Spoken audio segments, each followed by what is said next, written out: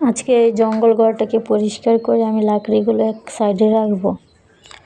ঘর পরিষ্কার রাখা স্বাস্থ্য, মানসিক শান্তি ও সুখের চাবিকাঠি। আজকের ব্যস্ত জীবনে আমরা অনেক সময় ঘরের পরিচ্ছন্নতা নিয়ে অবহেলা করি, কিন্তু জানেন, একটি পরিষ্কার পরিচ্ছন্ন ঘর শুধু সৌন্দর্য নয়, মানসিক ও শারীরিক সুস্থতার জন্য অত্যন্ত জরুরি।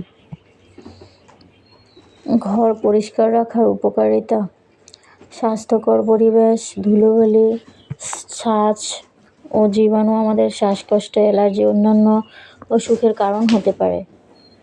নিয়মিত ঝাড় দেওয়া, মোছা ও জীবাণুনাশক ব্যবহার এসব সমস্যা দূর করে। মানসিক প্রশান্তি: পরিষ্কার ও গোছানো পরিবেশ মনকে শান্ত করে, কাজের প্রতি মনোযোগ বাড়ায়। অপরিচ্ছন্ন ঘর অনেক সময় অস্থিরতা ও মানসিক চাপের কারণ হয়ে দাঁড়ায়। সময় এবং জিনিস খোঁজার ঝামেলা কমে। ঘর গোছানো থাকলে প্রয়োজনীয় জিনিস খুঁজতে সময় নষ্ট হয় না। এতে দৈনন্দিন কাজ দ্রুত ও সহজে সম্পন্ন করা যায়।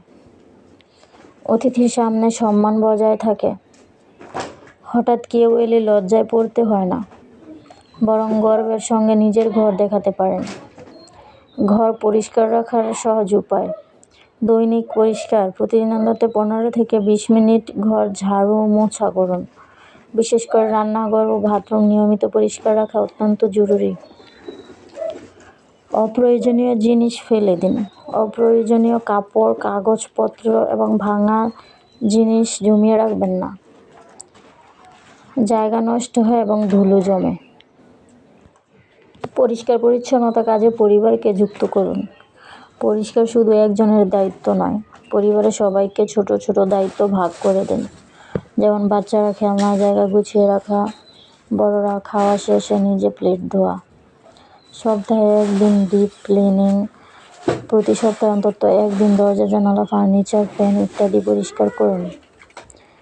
অর্গানাইজার ব্যবহার করুন: কাপড়, বই, ছোট জিনিস গোছাতে বক্স বা অর্গানাইজার ব্যবহার করলে ঘর গোছানো থাকে।